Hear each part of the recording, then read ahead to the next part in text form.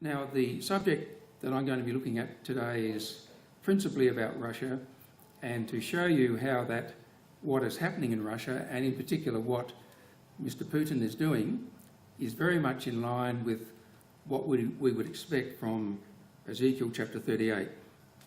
Now, Russia's dream, you know, there was a person before Russia in the name of Nebuchadnezzar, and he had a dream, and he dreamt about what lay ahead. How great was his kingdom going to be? Who would come after him? And I thought it was quite fascinating that I came across this article recently, Putin's Middle East Dream. There's no question, in my opinion, that Vladimir Putin has got a dream, he's got an objective, and he very carefully and craftily is going about establishing the veracity of that dream.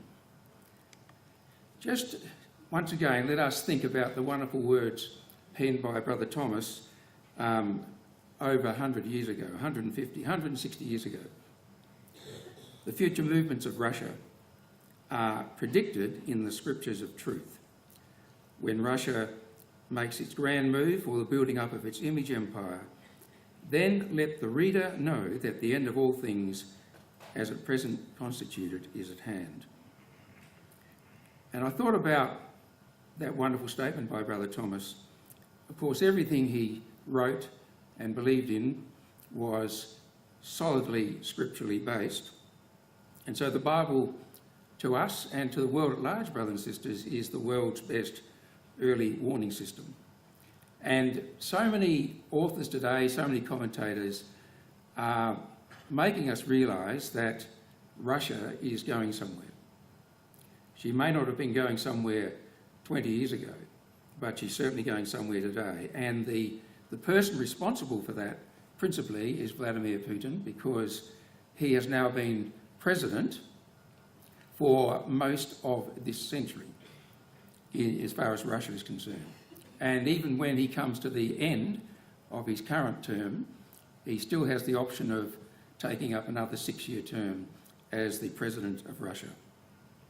I'd just like you to cast your minds back to 1854. This was the time of the Crimean War, when Great Britain and France, principally, went to war against Russia in this area that we know so well today as Crimea. And the reasons why Great Britain and France opposed Russia, because they were concerned that Russia was determined to come down south through the Black Sea and take over Constantinople. That was Russia's dream then. And mind you, brothers and sisters, it's still her dream today, to take Constantinople. And we know that from the scriptures, of course, when the king of the north shall come across the ruler in Constantinople as part of their southern drive into the Middle East. Here's an interesting cartoon, a comic map of Europe in 1877, and it depicts Russia as this gigantic octopus with its tentacles spreading out in all directions, but principally spreading down into the Middle East. And then someone has been smart enough to use that concept, and again in the year 2008 they had a cartoon with the modern Russia under the control of Putin, epitomised once again by an octopus, and whatever they were doing 100 years ago, they're up to it again. So you see there's a bit of a historical background, a bit of history behind what Russia wants to do in the Middle East. Then we jump forward a few years and we come to what was known as the Sykes-Picot Agreement. This was an agreement drawn up by the British gentlemen Sir Mark Sykes and Georges Picot of France. Now they secretly drew up this division of spoils in the Middle East that would come about, as they hoped, from the carnage of World War I. Now, what is interesting about this agreement was Britain and France, in cahoots with Russia, at that stage Russia was still under the control of the Tsars, and in the agreement I want you to look at the territory that Russia was going to get. They were going to get Constantinople, and they were going to get eastern Turkey. Now that was going to happen. As it turned out, we had the revolution in Russia in 1917, and the government and the Tsar and his family were thrown out. But the rest of the agreement, to a degree, remained as envisaged. Britain got the area down south, Palestine and Transjordan, whereas France gained a lot of influence to the north of that, particularly in the area of Syria and Lebanon. As I mentioned, in 1917, thanks Anton, it was the Russian Revolution. There was actually two revolutions. There was one in February 1917 where the Romanov dynasty was overthrown after 300 years and the Tsar was ousted. And then a few months later, in October 1917, there was the, you might call the real Russian Revolution, when the Bolsheviks took over and Lenin became the head of the country. It's fascinating, isn't it? That's 100 years ago this year. And what have we seen with regard to Russia? It's gone through so much turmoil and to's and fro's on power, and yet today we have Russia in the position that we would expect it to be in prior to the coming of our Lord. Now that map there shows the total area that once belonged to USSR, the Union of Soviet Socialist Republics. But in 1991, the USSR came to an end. The Soviet Union collapsed. And years later, when Vladimir Putin became the president, he made it very clear on more than one occasion why he would love to get back to the times before the collapse of the Soviet Union in 1991. He said the collapse of the Soviet Union was the greatest geopolitical catastrophe of the 20th century. And so all those independent nations that are now listed on that map with their own governments, their own armies, their own everything, they are the territories that Vladimir Putin would love to come back under Russian control. And he's going about it in a very interesting way. This is headed, Putin resurrects Russian revisionism. Now what is that? Let me just read that to you. Russian history has a large preponderance of autocratic, iron-willed leaders who expanded their power and prestige at the expense of their own people. So these tyrants are painted as saviours rather than oppressors. In this interpretation, cold-blooded leaders who ruled with an iron fist, such as Lenin and Stalin after him, were good for the country.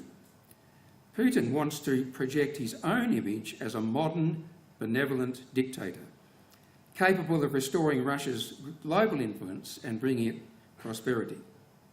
So this concept of historical revisionism is a real key pillar upon which Vladimir Putin is waving his flag. And in the history written by Putin's hand, would you believe it, Stalin is presented to the Russian people as the ultimate Russian leader, expanding the power of Russia at the expense of American policy. And commentators have been able to see how that Putin will stop at nothing to stay in power. He wants to resurrect the USSR, not in the same way as it once existed, but he wants to resurrect the power, the prestige, the glory that was associated with Russia before the collapse of the Soviet Union. And so, when it's necessary and when it suits him, Vladimir Putin will rewrite the past. So Russia is now returning to greatness thanks to the great power that Putin himself has consolidated. This is history Russian style. So here are some periodicals headlines. Putin, he once was Premier or the Prime Minister. He then became President. Then he went back to being Prime Minister. Now he's President again. But he's taking it a step further now. He wants to be the modern Tsar. He wants to be the modern political and religious leader of the mighty nation of Russia. And what can the West do about it? Russia unquestionably is becoming very resurgent. So how can the West counter these great moves by Russia? Let's just remember this wonderful quote in Ezekiel 38, which paints the scene prior to the invasion of Israel. Son of man, set thy face toward Gog, of the land of Magog, the prince of Rosh, Meshech and Tubal, and prophesy against him. So the prophet was able to see that in the last days, one would rise up, a Gog, someone that's powerful, gigantic, proud, someone who's at the top. He's in control of Western Europe, principally described there as the land of Magog, and nothing seems to stand in his way. And talking about Russian revisionism, I thought this was interesting. Vladimir Putin, wound up like a little toy by the previous great leaders in Lenin and Stalin, wound up by them in spirit to recreate the great Russian Empire. As I said before, Vladimir Putin not only mourns the loss of the once great territory and nation of USSR, he mourns the collapse of that, and he's bent. He is determined to rebuild it and restore the glory of Imperial Russia. Now, in the chapter that we are well aware of in Ezekiel 38, it says there that in verse 4, God says, I will turn you back. But I like the net version here, and there are other versions similar, which read like this: I will turn you around. I will put hooks into your jaws and bring you out with all your army, horses and horsemen, all of them fully armed, a great company with shields of different types, all of them armed with swords. So the prophet could foresee, writing under inspiration, that at some future date, Russia would be turned around. Now, I know there are views on what that means, and I don't know whether we can conclusively pinpoint the exact timing of when Russia would be turned around. But personally, I like to think that the turning around started when Vladimir Putin became president in the year 2000. And I'll show you why. Because prior to that, and certainly after the collapse of the USSR, Russia became a second-rate power. And the Western world looked upon Russia as a bit of a joke. They thought her glory days were over, and it would only be a matter of time before the whole Western culture and the Western influence would take over Russia. But not to be, says God. I'm going to turn that nation around, and I'm going to put hooks into her jaws and drag her into the Middle East. I hope you can see that. It's not the best slide for clarity. But it's under the heading of Russia is being turned back. Originally there was communism, which went until 1991. And during that time we had the Cold War era, the KGB, the spy system, anti-West. Then the Soviet Union collapsed. And for a brief period of about 8 or 9 years, the Russians dabbled in trying to make their country like the West. And they tried to build up their economy based upon the Western economy. So there was glasnost, there was perestroika. The Cold War came to an end. They went out of their way to cooperate with the West. But to their shock horror, to their shame, nothing worked. This is not Russian style. Russians are used to living under a dictator. And they couldn't handle living like the West. So when Putin came to power in the year 2000, we had a return to the KGB, albeit under a different name, anti-West, communistic ways, even restoring the old Soviet anthem, a verse of which is down below. In this respect, a well-known writer, Charles Moore, editor of The Spectator, had this to say: lessons from the 30s, that is when Hitler was in control, show us why we can't appease Vladimir Putin. Russia's leader is toying with the West and shows all the traits of a dictator on the march. European leaders in the 30s were woefully wrong in failing to understand what it means to be up against a dictator. When you've got someone like a Gog, one at the top, who is in control, the West actually fails miserably on how to handle that situation, as history has shown when the West was confronted with that maniac in Adolf Hitler. And Charles Moore says the same error is being repeated today. In The Guardian newspaper just a few months ago was this comment: Putin is not alone in thinking the way he does. In other words, he's not a loner in Russia. Any successor is likely to have similar views. We have to deal with Russia as it is, not spin fantasies about what it could be like or would be like without Putin. I thought there's a real fascinating statement, a real insight as to what's going on in Russia. Because I'm not saying, and I don't think anyone here would dare to say categorically that Vladimir Putin is the Gog. But he has all the hallmarks of a Gog. He is doing everything that we would expect Gog to do. But taking those comments from The Guardian, don't fool yourselves, says the writer, to the West. Don't fool yourselves in thinking, if only we could get rid of Vladimir Putin, then Russia would revert to what it was like before the year 2000. And the writer is saying, you must be joking. Do you think Vladimir Putin is the only one that thinks like he does? There are others that would step in and take Russia in the same direction. So what has been going on? In 2008, Russia invaded Georgia and moved into South Ossetia, and her influence in northern Georgia is now very, very profound. In 2014, Russia invaded and annexes Crimea. The Crimean War, over 100 years before that, when Russia wanted to move south. Now Russia is moving again south, and by taking Crimea, she has got control of the Black Sea, and her navy ships, the submarines, whatever she likes, can freely pass through the Bosphorus. Only recently, people in Moscow attended a concert marking the 3rd anniversary of Crimea's reunification with Russia. You see, the Russian people, they like Vladimir Putin because he is a strong man, he's a dictator.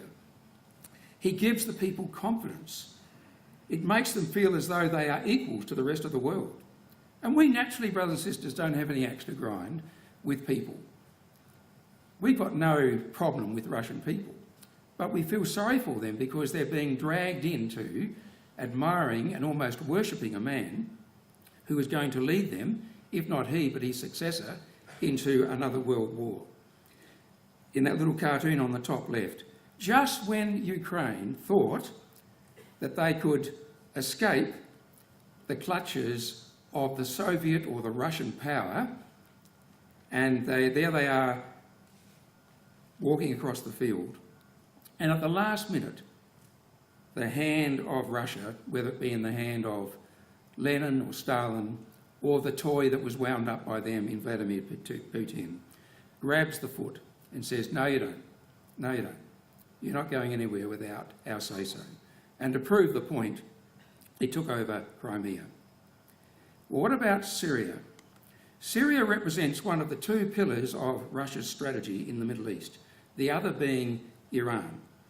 Syria hosts naval and air bases in her territory, and she has signed a deal with Russia only a few days ago. It was ratified on the 27th of July, whereby Russia has 49-year leases with the option of taking up 25-year extensions that enables a Russian military presence in the Levant and the Mediterranean. So this deal that was signed, ratified only a few days ago, demonstrates clearly Russia's revival as an important player on the global stage. So you have the heading as the Russian bear returns to the Middle East, Russia's Syrian air base to house a permanent military squadron. And the last slide down the bottom right-hand side is very, very interesting because recently the Russians, in association with the United States of America, have been able to negotiate a truce in the southwestern area of Syria. There, the Syrian government has been fighting rebel forces, but they've been able to organise a truce, as I said, mastered by Russia and the United States of America. And part of the deal is that Russia has been allowed to bring in military police in a little Syrian town called Konitra, if that's how you pronounce it. But that town of Konitra is only a few kilometres from the Israeli border, right on the border of Israel. So you can see what's been going on. Firstly, there was Georgia. Then there was Crimea. But now, further south, Russia is right into Syria and right on the border of the nation of Israel. We can see clearly, brothers and sisters, the way in which Russia is establishing a big foothold in the Middle East area. Have we heard of Libya? Of course we have in Ezekiel 38. Libya is going to be there with Russia when she invades the Middle East. According to Debka's files, military and intelligence sources, President Vladimir Putin began to envision a second Mediterranean base on the coast of Benghazi, twin to Hmeimim in Syria's Latakia. This one would accommodate Russian naval as well as air units. Ezekiel 38 is certainly coming to life before our eyes. And so the scenario that we would expect, brothers and sisters, from Ezekiel 38 is certainly developing rapidly. Now, I've showed this slide once before, but I think it's just a great quotation from Brother Thomas. Gog is styled the prince of Ros, Mosk and Tubal. That is, autocrat of the Russians, Muscovites and Siberians, or of all the Russias. But he is also styled Gog of the land of Magog as well. It affirms that he is sovereign of Magog, that is the area of Central Europe, as well as prince of all the Russias.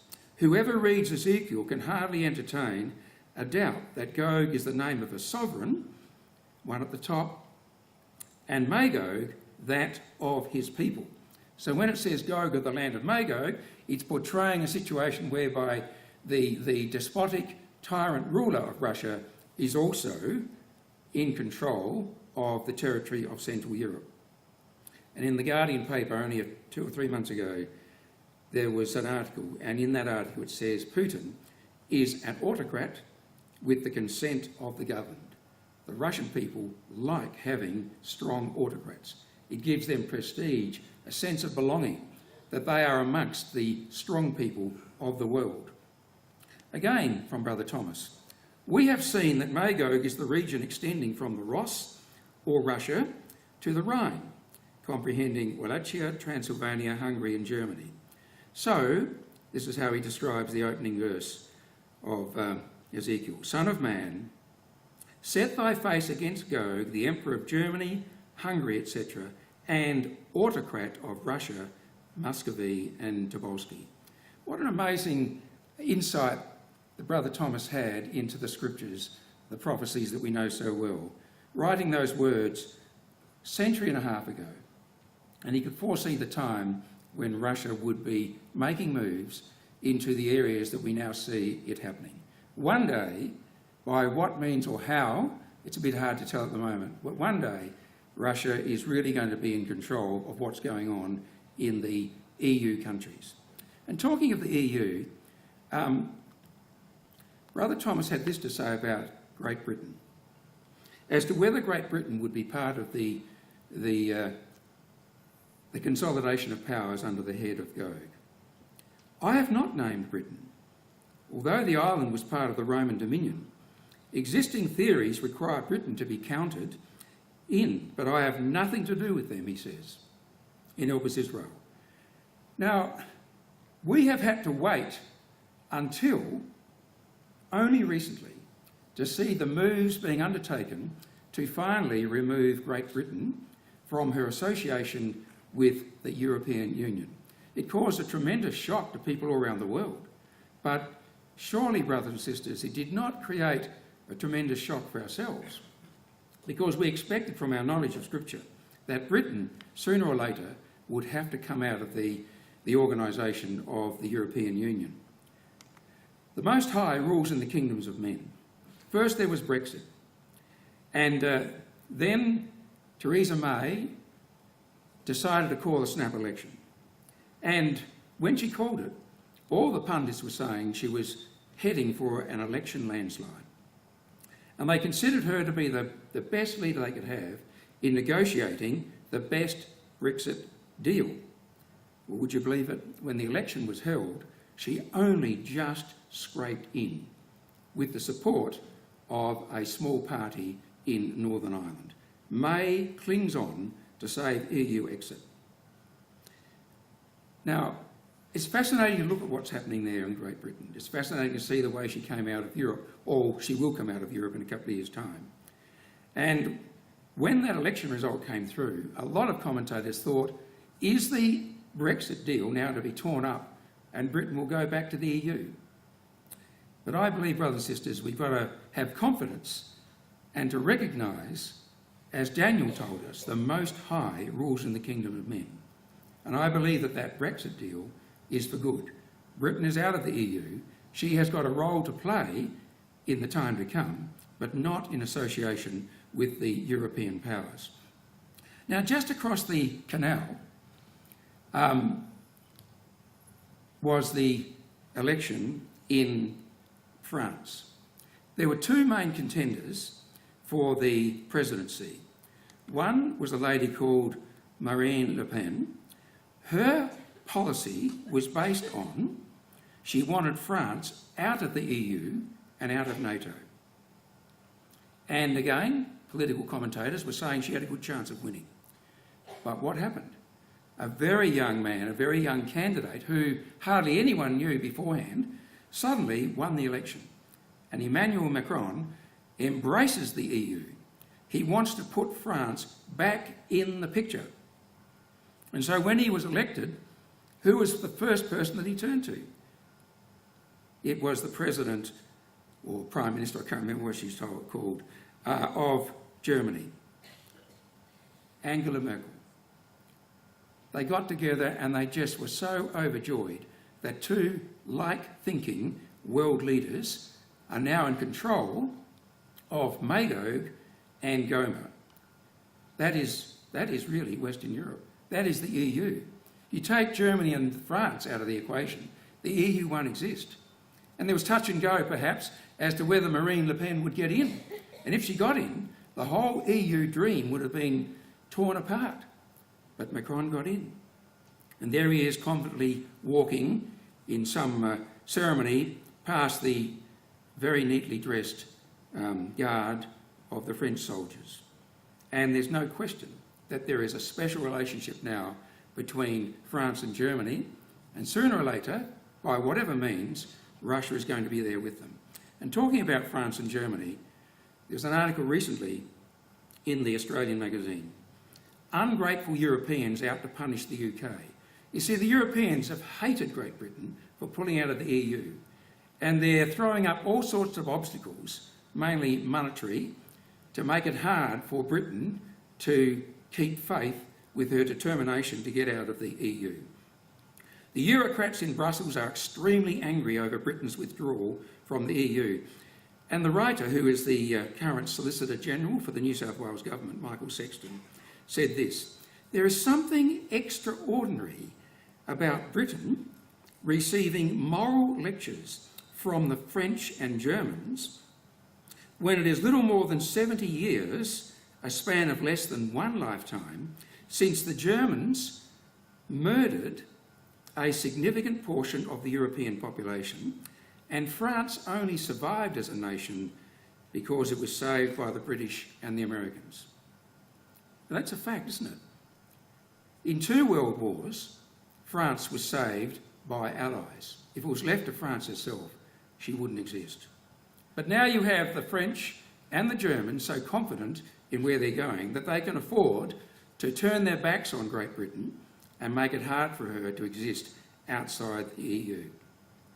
We turn to Trump for a moment. He's been the most incredible president, I think, that we have come across in all our lifetimes. He is so unpredictable, he's so volatile, He can be very crass, he can be very rude, he can be very terrible in the way he speaks to people. I think that the release of the tape recording of the phone call between President Trump and Turnbull, the Prime Minister of our country, is most revealing. Even there, he came across in a very dominant way, trying to get out of a deal that had already been agreed to with President Obama. But the main beef that President Trump had with Europe was this. NATO has been in existence since about 1949.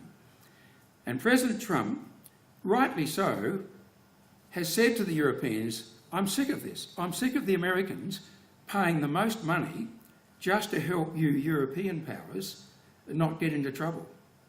And he went to a NATO meeting and he told them, and you can see there that Angela Merkel doesn't look very happy, but he said to them, the United States has been treated very, very, very unfairly by many countries over the years, and that's going to stop.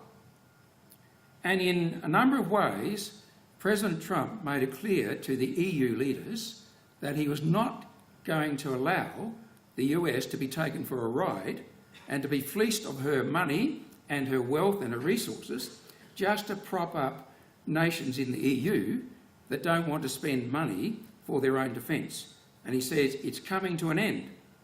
So much so that the question was asked, will Trump abandon Europe? And I think Trump will, if not Trump, his successor. Here's an article written by Sir James Wolfenson, who was the former World Bank president. He's actually an Australian citizen.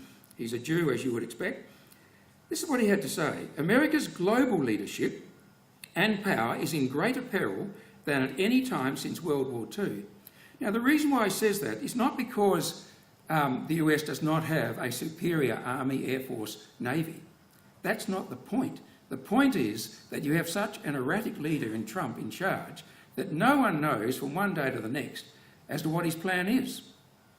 And whereas in previous generations, the Western world could always look to the US for support, for strength and help in time of trouble, the writer says that's no longer the case.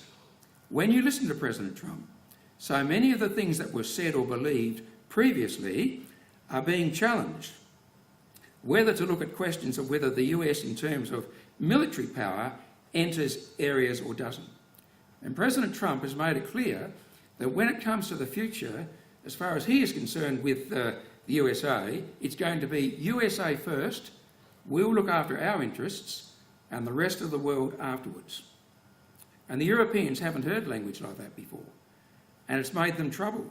So much so that one writer, the Canadian Foreign Minister, had this to say: the fact that our friend and ally, USA, has come to question the very worth of its mantle of global leadership puts into sharper focus the need for the rest of us to set our own clear and sovereign course.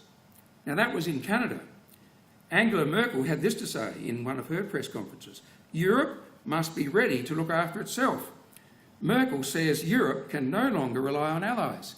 So what is developing, brothers and sisters, is the classic scenario that Ezekiel 38 presents. You have Europe not aligned with the Tarshish powers. You have Europe, in a sense, all by itself. And when the chips are down, where is Europe going to turn? And I think we can foresee that what will happen is that Russia will step in and in a very benevolent way say to the Europeans, we share your views on the US. I think it'd be better, says the Russian leader, if you put your arm into our arm and we walk forward together. Here's a great article. Now, I'll just tell you that this article comes from a magazine called The Trumpet.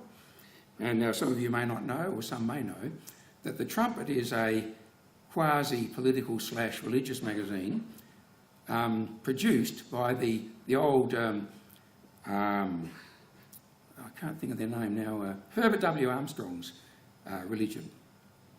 Now, Herbert W. Armstrong was quite a well-known figure back in his day. He knew quite a bit about the Bible, but he liked to twist things now and again. But this writer, I think, only a couple of weeks ago, puts his finger on the pulse.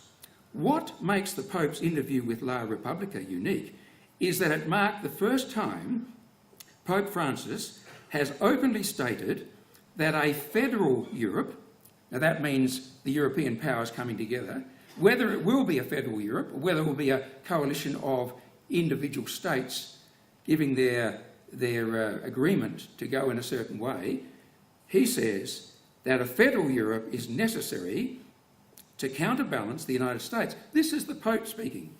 Even many Catholics do not grasp that Vatican City is more than the headquarters of a religion. It is a nation-state participating in political machinations involving empires. And I know that bit in green may be a bit hard to read, but it says Europe needs to assume, as soon as possible, a federal structure. The Pope said either Europe becomes a federal community or otherwise it will count for nothing in the world. And the Pope is certainly making his presence known as to where he wants Europe to go. He wants Europe to come together to form a consolidated bloc politically, militarily, and, as he is hoping, from a religious sense at all, as well. The Pope is looking forward to the time when the Catholic influence will once again be very strong in Europe. Some other comments from the President of the European Commission. The EU must not only complement NATO, but also react independently and appropriately to external threats. NATO can no longer be used as a convenient alibi to argue against greater European efforts. The US is no longer interested in guaranteeing Europe's security. And another writer, a European army will come faster than many believe. Now, what has this got to do with Ezekiel 38? I think it's got a lot to do, brothers and sisters, because, you see, with the arrival of President Trump, we have a man in control of the US who's made it plain that America is no longer going to go all around the world solving the problems of the world. They will help when they see fit, but their principal interest will be the United States of America. And the European powers, particularly France and Germany, have slowly come to realise that they can't rely upon the support from the US anymore. So they've now got to build up their own defences, their own ways of making sure they can survive. And who should be stepping into that to give them a little push along the road is none other than Pope Francis. He can see where it's going and he wants to be on the bandwagon. Can President Trump be trusted? Well, in June this year, he went to the NATO meeting and everyone was concerned about the future of NATO. In fact, he didn't even spell out in any words that he would agree to Charter 5 or Article 5 of the NATO agreement, which says an attack on any one member of NATO means it's attack upon them all. And so the French and the Germans were particularly wanting to hear from President Trump. They wanted a watertight guarantee from Trump, look, if we are attacked as members of NATO by, for example, the Russians, then will you, the USA, come to our assistance?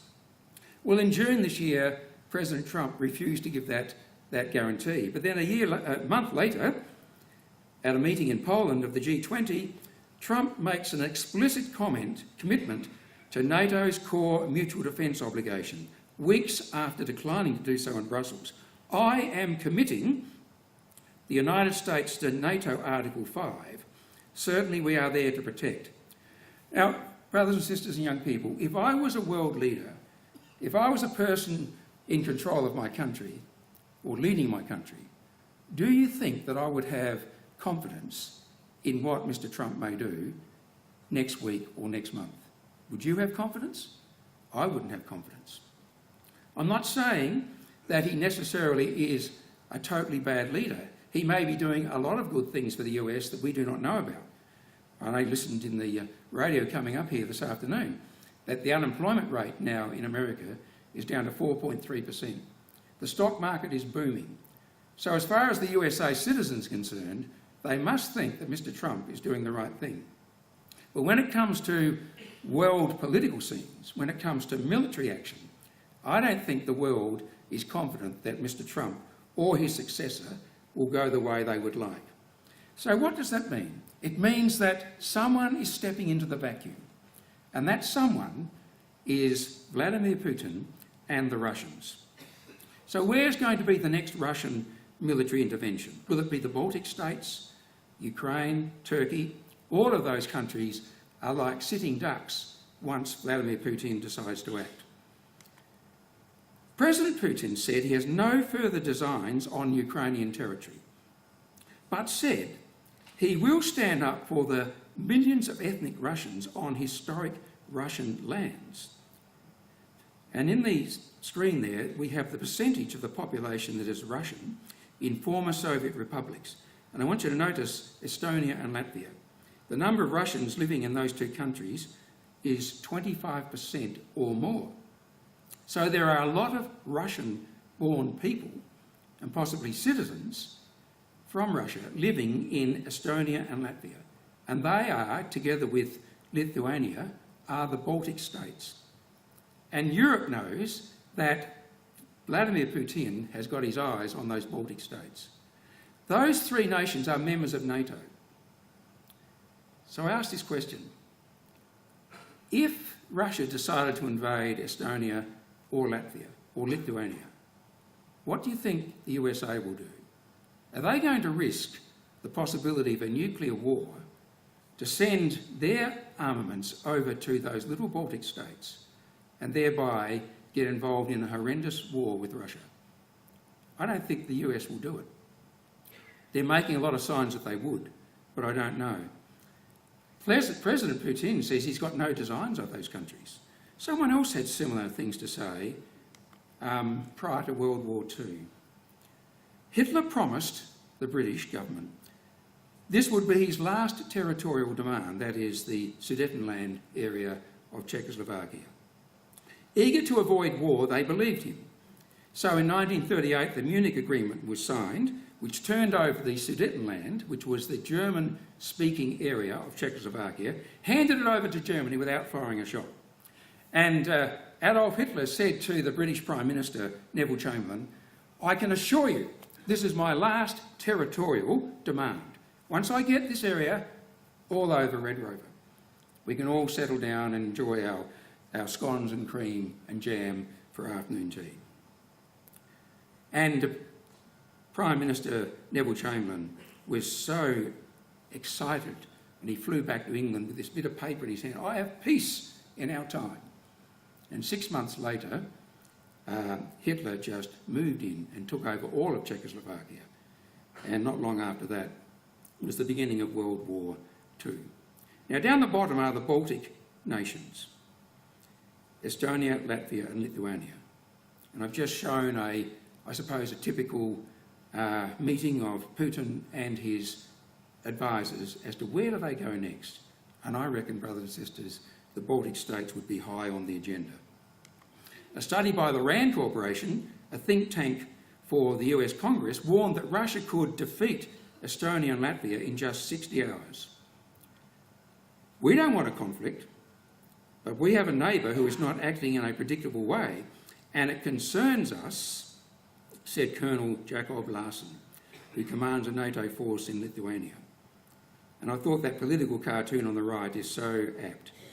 You've got a big sign, warning, Baltic states protected by NATO, and they're hiding behind the screen.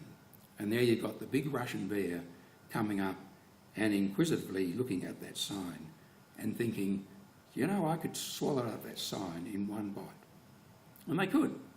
And Europe and the US could do nothing about it. Ezekiel 38:7 to a T. Be thou prepared, and prepare for thyself, thou and all thy company that are assembled unto thee, and be thou a guard unto them. And there you've got Vladimir Putin pulling across Europe the Iron Curtain. That famous statement uttered by Winston Churchill in the US in 1946. After the end of the Second World War, Churchill went to America to give some talks about how he saw the world scene. And he said he could see that the Russians were drawing an Iron Curtain across Europe. And that certainly happened. And so we had the Cold War. Well, now we have the modern day Iron Curtain, gradually being dragged across Europe. And it's exactly how Ezekiel saw it in 38. Be prepared, O Gog, prepare for thyself, thou and all thy company that are assembled unto thee, and be thou a guard unto them. And we can imagine the soft-speaking leader of Russia, whoever it may be, saying to the Europeans, where's your great friend?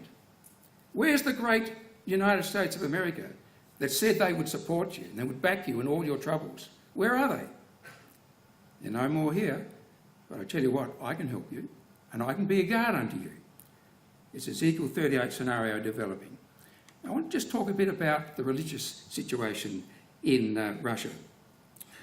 One writer said, well, we've got to understand, for example, Russia is an Orthodox Christian nation. So is Ukraine. That happened in 988 in Crimea, a place called Kiev and Rus. That was the original birthplace of Russia. It was the Russia around Kiev at that time.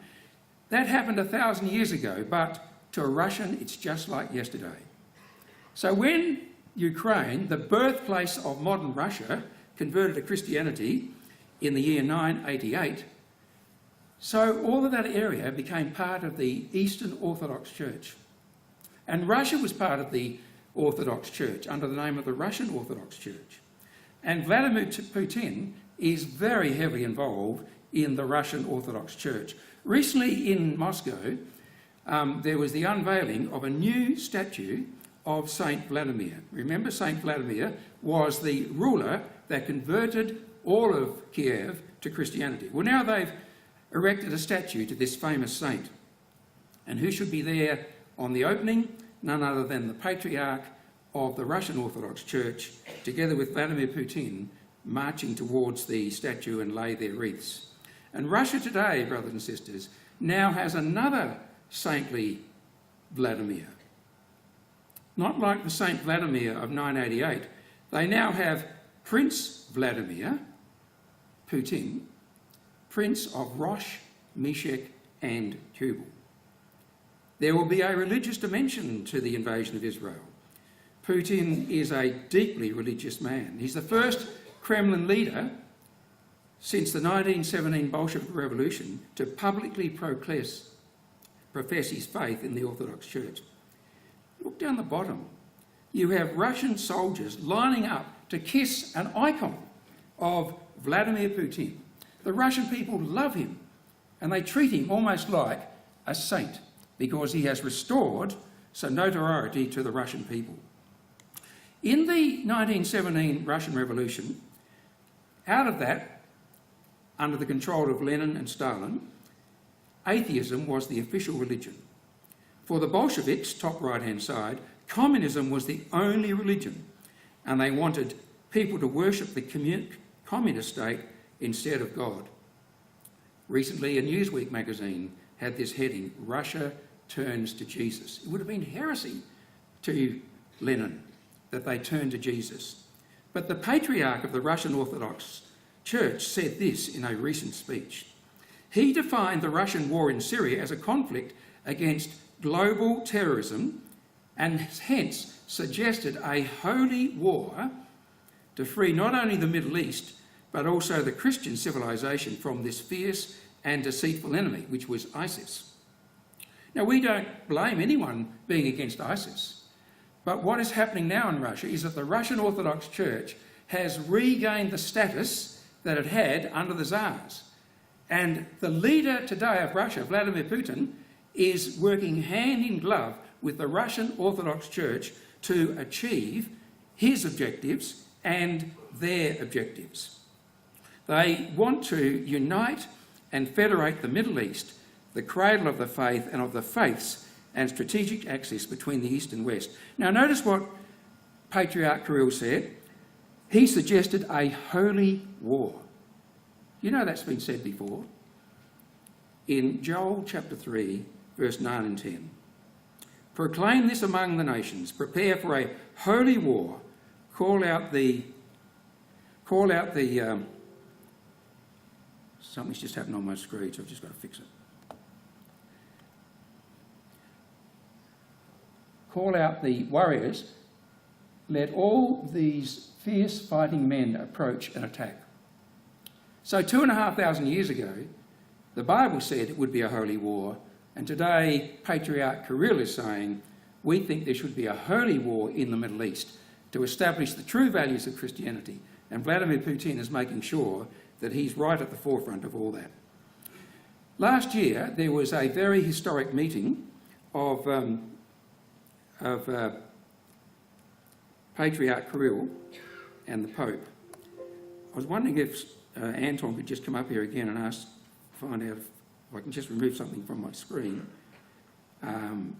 because it's playing up again. And this is just, you probably guessed this by now. No, I don't need you now. It's just a ruse to give me another couple of minutes. Now, on the screen there we have a photo of these two men, Roman Catholic Francis and the Russian Orthodox leader Kirill. They got together, meeting in all places, in Havana, in Cuba. Cuba being one of the most religious nations on earth. They met there. Their objectives was to consider persecution of Christians in the Middle East, Africa and other regions. And commentators have all said that that meeting would never have happened were it not from the backroom organisation of Vladimir Putin. And I think that little photo down the bottom says it all. In the culture war for the future of mankind, Putin is planting Russia's flag firmly on the side of traditional Christianity. Brother Thomas again. As the head of a confederacy of the adherents of the Greek and Latin churches, it will be his policy to cause their priesthoods to be respected as useful cooperators in the subjection of Europe to his will. Yes, the Russian leader, whoever he may be, will work in cahoots with the Russian church and the Catholic Church in the West as useful cooperators in the subjection of Europe to his will. Now, this is an interesting little slide. It's to do with the JWs. And an article written earlier this year in the Guardian UK newspaper. Why Putin's persecution of Jehovah's Witnesses should worry us. Well, what happened? The Russian Supreme Court suppressed the JWs, seized all their property, and if that seizure was not overthrown on appeal, then the JWs would lose their kingdom halls, their headquarters would be taken over by the state, all their literature would be deemed extremist, even Bible translations and even a picture book of Jesus with no words in it at all. Now listen to these words from the JWs. After talking about how they refused military service. The JWs claim their brutal treatment on the resurgent power and authority of the Orthodox Church, which has flourished under Putin, and at the same time revived its historical suspicion and, where possible, persecution of Protestant and Catholic churches. In the Russian state, there are 170,000 JWs. So they're a reasonable number. But brothers and sisters, if the Brotherhood of the Christadelphians was relatively strong in Russia, they would be banned also. Because we don't go to war. We are conscientious objectors. We would not be falling in line with the Russian Orthodox Church. And we likewise would suffer the same treatment. So I thought it was an interesting article to show how that, whereas on one hand Putin and others are trying to portray the Russian state as being benevolent and giving everyone freedom of religion, in real terms this is not the case. And what about Israel? In a phone call, Netanyahu and Putin reaffirmed commitment to mutual ties. Therefore, Son of Man, prophesy and say unto Gog, Thus saith the Lord God, in that day when my people of Israel dwelleth safely, shalt thou not know it. Like in the days of Haman. Haman, who wanted to destroy the Jews, he is described in Esther 9 verse 24 from the Wycliffe version. He thought evil against them, to slay them and to do them away. And someone else is going to think evil. Thou shalt think an evil thought, says the prophet to Gog. You will come down into the land of promise to take a spoil and to take a prey. And all this is developing as we would expect. And deceit, brothers and sisters, is the standard operating procedure for Putin. One commentator had this to say, by the time the international community reach the conclusion that you lied, you and your allies will be so far ahead of the game that it will not matter. James Miller, a Russian expert, had this to say. And in Daniel chapter 11 and in Ezekiel 38, the invasion of Israel and the invasion of Turkey and the invasion of Egypt is presented as a lightning raid. Out of the blue it comes. They weren't expecting it. And that's why that writer said, by the time the international community wakes up to itself, you and your allies will be so far ahead that it won't matter. Brother Thomas again. When therefore the Tsar, Gog, gets possession of Constantinople, he will not be hostile to the Pope. On the contrary, he will honour and acknowledge him and be the enemy of the Holy Land. Now, Brother Paul, I just need 3 or 4 more minutes because of those breaks that I had. But I will finish before the scheduled time of the next study. In Revelation 16, verse 15, we have, he gathered them into a place called Armageddon, which means a heap of sheaves in a valley for judgment. Behold, I am against thee, O Gog, the prince of Rosh, Meshech and Tubal. Thou shalt ascend, thou shalt come like a storm, thou shalt be like a cloud to cover the land, thou and thy bands, and many people with thee, the Russian Orthodox, the Roman Catholic, the United Nations of Europe, they'll all be there, coming into the Middle East. And brothers and sisters, do you know one of the reasons why there is going to be this mighty invasion of Israel? Is because Israel needs to be disciplined. Israel needs to know that as a nation, they are guilty before their God. They've turned their back on the one who could save them from their troubles. Do you know that Israel is now considered to be the gay capital of the world? And in particular, Tel Aviv has been named as the world's best gay city. And there in that picture, we have the Holy Land, and alongside it, Israel, the gay capital of the world. And what does Ezekiel say? According to their uncleanness and according to their transgressions have I done unto them and hid my face from them. Now will I have mercy upon the whole house of Israel and will be jealous for my holy name. After they have borne their shame and have suffered because of their iniquities, and have suffered because their trespasses, whereby they have trespassed against me, when they dwelt safely in their land, as they do today, relatively speaking, and none made them afraid. Then, when their judgments come upon them, shall they know that I am the Lord their God. Neither will I hide my face any more from them, for I have poured out my spirit upon the house of Israel, saith the Lord God. And in the prophecies of Isaiah, we have the invasion against Israel by the Assyrian. And the Assyrian, brothers and sisters and young people and friends, is just a type of Gog today. I think this little section in Isaiah 10 captures the scene. This very day, he, the Assyrian Gog, will halt at Nob, on the right-hand side there. He will shake his fist at the mount of the daughter of Zion, the hill of Jerusalem. And when it looked as though Israel is finished, over and done with, never to rise again, it shall come to pass at the same time, when Gog shall come against the land of Israel, saith the Lord God, that my fury shall come up in my face, for in my jealousy and in the fire of my wrath have I spoken. Surely in that day there will be a great shaking in the land of Israel, and I will call for a sword against him throughout all my mountains, saith the Lord. Every man's sword shall be against his brother. And in the days of these kings, in the days of that great northern invasion, shall the God of heaven set up a kingdom which shall never be destroyed. Never. And the little stone power will fill the whole earth. This is the finger of God. And we look forward to the time when the finger of God will be seen in action. And so will I show my greatness and my holiness, and I will make myself known in the sight of many nations. Then they, the Jewish people, all around the world, everyone from pole to pole will know that I am Yahweh. And so, brothers and sisters, how privileged we are to be able to study prophecy and see the signs of the times. Prophecy is the mould into which history is poured. So let's take to heart those wonderful words in Peter. So we have the prophetic word made more sure, to which you do well to pay attention, as to a lamp shining in a dark place until the day dawns and the morning star arises in your hearts.